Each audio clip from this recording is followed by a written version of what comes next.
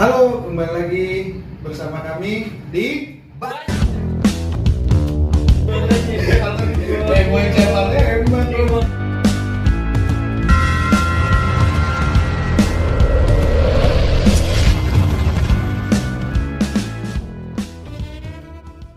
Sebelumnya kita bercerita tentang kehidupan Bayu selama dia rantau di Jakarta. Yang paling saya parkir, Bang.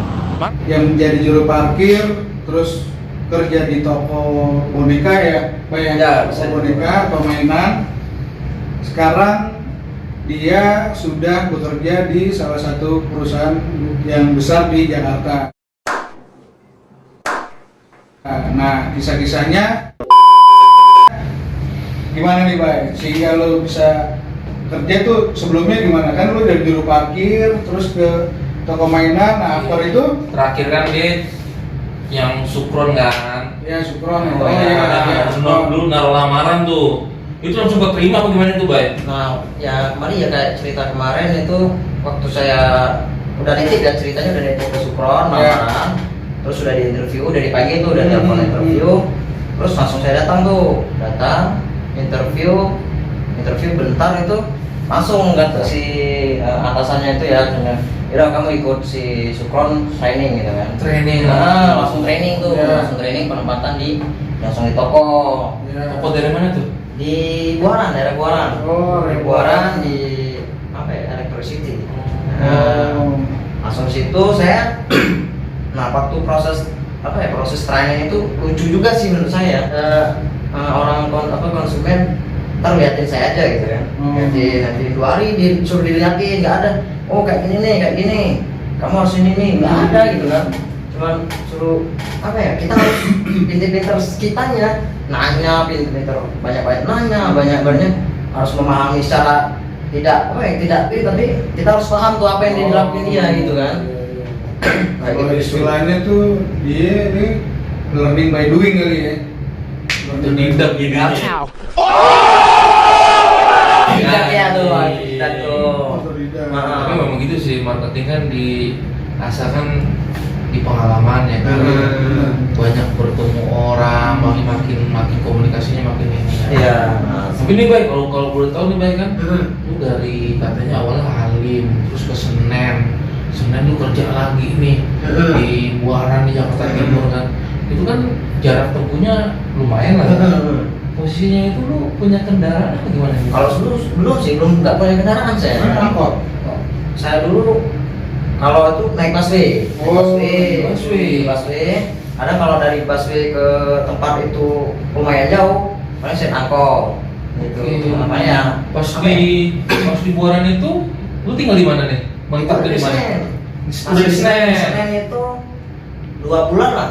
2 bulan. Saya dapat gaji pertama, gaji kedua itu saya lepas. Maksudnya saya nyari kontrakan sendiri kan, lepas kontrakan sendiri di daerah Buaran juga dekat toko, dekat kerjaan kan. Jadi kontrak di situ selama berapa ya? 6 bulan atau 7 bulan gitu. 7 bulan. Tapi dengan waktu itu lu dengan digaji tuh lu berapa sih? Jadi sales itu? Kisarannya Jadi marketing itu dulu saya UMR nggak sih? Kalau untuk gapuk sih enggak.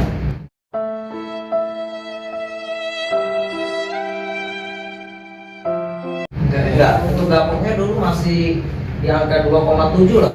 What the fuck? Oh, gapoknya itu. Itu gapuk 2,7. Paling kita kalau misalkan karena kan marketingnya kita ada target, ada ini gitu kan. Ada insentif, dapat reward itu. Tapi dari gapok lu itu sama bayar kontrakan itu lu manage keuangan lu sendiri tuh kayak gimana? Ya paling saya yang wajib sebenarnya ya wajib kontrakan, itu udah wajib ya kontrakan. Itu aja saya belum sempat lah, nggak bisa kayak ngirim orang tua atau buat kita namanya anak muda kan nggak poya-poya itu belum. Paling saya fokusin buat bayar kontrakan, terus ada sisain saya buat nabung buat niatnya beli kendaraan sendiri pribadi gitu kan. Itu Berarti dari gaji pertama tuh belum untuk membeli kesenangan? belum saya buat FPP lah, paling kalau pengen juga saya ya. Tapi sebelumnya itu, Bay, sorry, Bay, waktu lu dulu kan waktu di kampung kan katanya lu menghasilkan uang juga kan? Apakah sudah pernah ngasih ke orang tua? Nah kalau di Bikin. kalau di kampung ya pasti karena kan langsung bertemu dengan orang tua ya, dapat sekian, jadi ini mak, saya ngambil segini karena kan ya makan kita tinggal makan, tidur tinggal tidur gitu kan, apalagi sih mau dikeluarin paling dapat uang apa ya, misalkan 1 juta tuh udah besar lah kan, kita paling ngambil cuma 300-200 buat buat main gitu kan, sisanya udah. Berarti dulu udah ngerasain sensasi itu lebih dahulu ya. Sorry nih Bang, maksud gua kan ada orang tua juga yang ngelihat anaknya itu merantau ke Jakarta, otomatis mereka berpikir itu, Pak anakku di Jakarta dapat kerjaan, gaji gede nih, gitu kan. Artinya ada orang tua yang matokin juga nih, nah kamu harus kirim emak 1 juta atau 2 juta lah buat makan emak sama bapak gitu. Tapi orang tua nggak begitu ya? Alhamdulillah sih nggak Bang ya, nggak ada tekanan dari orang tua. Kamu bulan ini harus ngirim sekian, nggak ada sih. Dan juga mungkin memang dalam ini berkecukupan, iya. dicukupi lah ya. Karena kan saya cuma berdua saudara, cuma saya sendiri nih anak paling kecil gitu kan. Jadi dia nggak ada tanggungan buat ngurusin apa lagi, nggak ada kan. Paling kayak dia buat mereka lah. Jadi juga kadang juga saya mau ngirim nih sekian, udah nggak usah lah bapak katanya, dia udah tabung aja katanya kan. Tabungan kamu udah nggak apa-apa sebenarnya, udah nggak usah kan, cukup. Ntar kalau di sini apa dikirim nanti ya paling juga dibeliin apa itu buat tabungan juga, mending kau aja nabung gitu kan. Nah, udah kan tetap saya pasain kirim kan lah ya, sebangsanya 300 atau 500 terus saya kasih gitu kan. Terus itu dulu senior saya namanya Bang Olta. Nah, Olta tuh senior saya, Nenggolan tuh. Terus senior saya tuh lagi. Iya, itu saya akuin lah jiwa agaranya, jiwa apa ya? Jiwa jualan itu. Jiwa jualan maksudnya, terus kayak ngajarin ke junior itu, maksudnya bagus lah ya kan. Itu selama di bulan paling lama tuh di situ tuh di toko Bang Polta, dia sampai resign saya masih ganti dia kan. Itu selama 7 bulan kalau nggak salah. Saya bareng sama dia tuh cuma 4 bulan atau 3 bulan gitu. Terus dia resign kan, katanya mau pulang kampung lah. Udah Bang, saya terima kasih sebenarnya ini kan udah atas ilmunya nih. Terus sampai di Buaran itu sendiri, itu saya sendiri selama 3 bulan atau 4 bulan, terus dapat tandem lagi teman kan, cewek. Nah terakhir cewek itu saya terakhir tuh sama tandem sama cewek, habis itu baru saya dapat informasi lah dari atasan kalau di sini ada apa banyak jabatan yang kosong gitu kan. Tapi itu lu selama jadi sales itu berapa tahun sih Bay? Sampai lu kan istilahnya kalau tadinya orang lapangan sekarang orang office nih, ya kan, orang office. Nah lu spare waktunya itu berapa lama, jadi dari lu marketing lapangan sampai lu di office tuh berapa lama? Masih paling 8 bulan ya kayaknya ya. 8 bulan. 8 bulan. Berarti dia termasuk cepet. 8 bulan ya. 8 bulan. Kan ada yang sampai setahun, 2 tahun bahkan ada juga yang 15 tahun jadi sales nggak naik-naik gitu kan. Mungkin karena terlalu comfort zone kali ya. Iya, mungkin zona nyamannya juga. Zona nyaman ya, benar-benar. Karena ya bukannya saya ngeremehin sales, lebih mending apa untuk keuangan itu, maaf lah namanya marketing lah ya. Selalu nyari duit itu kalau buat ini ada dapat aja. Iya. Jiwa marketing itu berarti lu 8 bulan dari sales ke office. Nah, dan di office kan ada juga yang pertama kali kita langsung di office tuh merasa wah betah nih gue biasanya.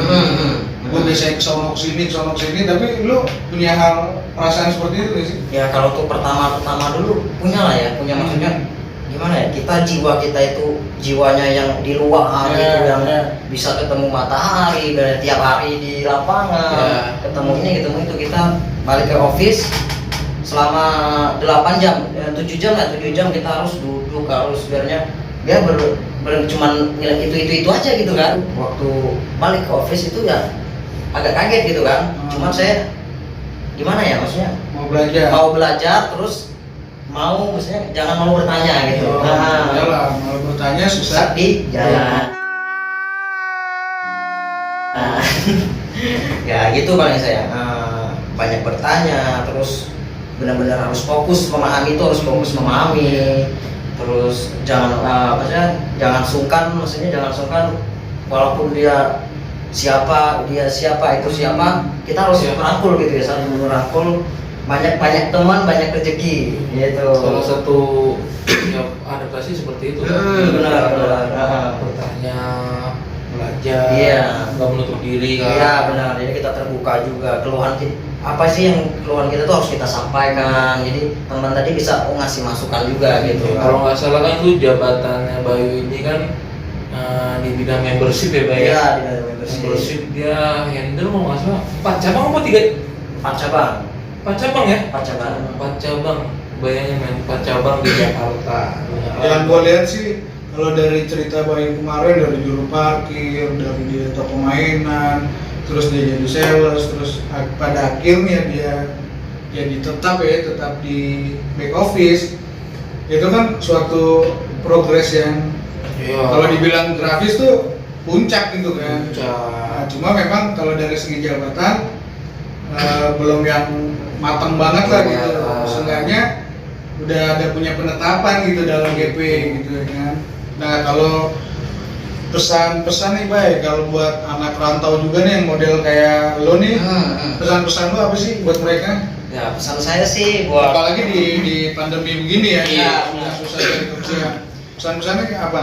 ini buat pesan-pesan buat teman-teman, buat saudara, buat semuanya ya, buat semua untuk yang mau atau yang merantau, ya, khususnya untuk perantauan itu intinya kita di tanah orang itu berlakulah dengan jujur, ini dengan jujur, terus jangan takut mencoba. Oke, Itu. jujur. Jangan takut Jangan takut mencoba. Iya. Dan- Intinya sih jujur sih kalau menurut saya. Karena kan kita di tempat orang itu nggak tahu, beda dengan kampung kita. Ya, Jakarta nih ada nggak sih kumpulan gitu kan, Nah. teman-teman satu daerah Kumpulan yang anak rantau pasti. yang apakah itu cukup erat menurut lu, Benar-benar. sangat membantu, biasa aja, apa gimana nih silaturahminya, cuman saya hello doang asal tahu aja gimana nih Bang? Ya kalau menurut saya sih ada perkumpulan tempat perkumpulan kita si anak-anak rantau ini itu kayak sendiri saya ada ibaratnya apa ya grup ya namanya atau Oke. geng lah gitu ya, jadinya geng gitu ya, geng itu kayak anak-anak yang banyak kan ya satu SMA pada ngumpul di sini, yang satu SMA tuh ada banyak kan, terus yang satu kampung ada banyak, kita ya ngumpul gitu tiap kadang kita sempetin waktu, kalau dulu tiap 1 minggu sekali ngumpul gitu kan, baru berbagi cerita. Itu di dalam satu kumpulan itu bukan hanya orang-orang yang bekerja atau berbisnis, itu ada yang mahasiswa banyak, terus ada yang ibaratnya apa ya bisnis usaha sendiri, dia udah buka usaha sendiri, terus ada yang bekerja, ada yang juga ibaratnya apa ya ada yang baru datang gitu kan, yang mencari informasi, mencari lowongan, kita apa ya kita rangkul sama-sama, kita berbagi cerita. Itu kadang 1 minggu sekali. Kalau nggak salah itu udah lu lakuin ya, yang lu bilang orang teman lagi cari pekerjaan lu rangkul ya. Kalau nggak salah ada satu ya. Iya Teman kita di sini kan? Ada teman kita sini Yang gabung juga ya. Itu namanya Reno. Om Reno, ntar Iya. kita undang Om Reno di Boleh, channel kita. Ya. Dia yang gue dengar tuh dia suka sepak bola ya. Iya. Atlet bola. Semoga Om Reno punya waktu untuk di banyak cakap ya. Iya. Ya itu dulu dia ceritanya sih, kalau Om Reno itu dia dulu kita tuh SMA, tapi dia abang kelas saya kan. Oh, abang kelas lu. Abang kelas 1-2 tahun kayaknya. Saya sering dia dulu nggak ada nomor web, WhatsApp kan belum ada. Saya pernah posting di Facebook kan itu kayak kita kegiatan kerja, terus dia japri kan, Dek ada lowongan nggak nih katanya kan, buat abang udah di putus kontrak katanya kan di Bogor gitu kan. Wah coba dah saya tanyain gitu kan, ternyata ada tuh lowongan di office kita. Ya udahlah, besok saya suruh datang langsung di interview sama HRD-nya. Besoknya langsung ikut, alhamdulillah langsung gitu kan, langsung diterima, dan dia sampai sekarang juga masih bekerja di tempat kita kerja gitu. Ya walaupun beda departemen jatuhnya ya, beda departemen. Ya maksudnya Bayu bercerita sih bukan ingin ngasih tahu dia berjasa di bukan Reno, bukan, tapi ingin ngasih tahu ke teman-teman nih kalau memangnya niat membantu ya, niat seperti itulah pada jalannya. Jangan malu bertanya, jangan takut mencoba lah, karena perjalanan dari kita dari nol sampai sekarang itu banyak rintangan, banyak cobaan, banyak lah yang perlu dipikirkan 2 kali lagi gitu. apalagi anak muda ya. Iya, karena kita harus melewati masa muda kita, harus melewati masa-masa apa ya, masa-masa ke jiwa-jiwa membakar jiwa. Jiwa-jiwa panas kita harus kita lewatin kalau kita mau ke cari fokus itu. Ngomong-ngomong corona nih, Nah, Lebaran kemarin fix nggak mudik nih. nggak mudik Bang. Sampai hari ini juga nggak mudik nih. Saya baru udah berapa? 3 tahun ya di sini, hampir 4 tahun. Baru 1 kali pulang kampung. Pulang kampung. Iya, itu Lebaran pertama di sini nggak Itu pulang. kayaknya di 2017 gitu.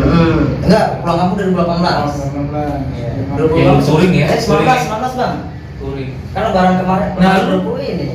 Nah, itu berarti lu udah punya kendaraan sendiri tuh? Ya, Hasil? alhamdulillah hasil dari After ada progres naik Japan ini apa udah sebelum mau saya memberanikan diri dulu waktu masih di marketing, masih di lapangan. Iya. Saya memberanikan diri itu ngambil kendaraan pribadi gitu kan, walau ya apa sih cuman segitu kan. Tapi saya memberanikan diri untuk ngambil itu ya biaya kita sendiri untuk mungkin itu motivasi lu kali ya pas Iya. adaptasi di jabatan yang baru kan. Nah, Gua kalau Tapi dia desain nggak menutup iya, kemungkinan ketika dia jadi sales juga dia giat jualan juga nih. Iya sih, pasti. Sampai dia berani ya. untuk gua udah ada patokan Oh, nih. iya. Gua harus dapat sekian sehingga gaji gua atau insentif plus Betul. insentif gua dapat sekian. Ya, benar. Makanya dia berani. Ya, jadi kita udah memang ada benar sih kata abang. Kita harus kalau berani ngambil kayak gitu, kita udah pikirin matang-matang dulu. Iya. Buat ini berapa, buat ini berapa, buat ini berapa, buat makan berapa, buat ini berapa. Kok harus ada Pasti, itu semua. pasti. Kita nggak bakal berani asal ngambil aja gitu kan. Karena kan tanggung jawabnya besar gitu. Apalagi saya juga ini karena saya KTP daerah, daerah seharusnya susah gitu kan. Iya. Kalau kita Karena ada nggak dapat kepercayaan dari orang, rekomendasi. iya nggak dapat kepercayaan, nggak dapat rekomendasi, susah kalau kita KTP daerah begini gitu. Ya paling ceritanya sih gitu aja ya, Sekilas-sekilasnya. sekilasnya untuk cerita detailnya ya itu pribadi lah ya, pribadi. Pokoknya untuk tetap semangat lah untuk teman-teman yang di masa-masa pandemi ini, jangan pernah menyerah gitu. Oke, Pendapat itu kita. aja dari cerita kawan kita Bayu yang dari juru parkir, mainan sampai dia bekerja di salah satu perusahaan besar di Jakarta. Dan semoga itu menjadi motivasi buat teman-teman yang anak perantauan maupun tidak. Pasti. Dan di masa pandemi begini juga jangan harus tetap semangat gitu ya. Dan untuk yang masa-masa pandemi, next kita ceritain masalah ada kameramen kita yang dia juga anak rantau Sumatera Utara Kita yang banyak, terkena kan? pandemi Iya. ya. Anak rantau banyak. Pandemi mungkin di next video. Oke, itu aja dari kita. Bye bye. Bye bye.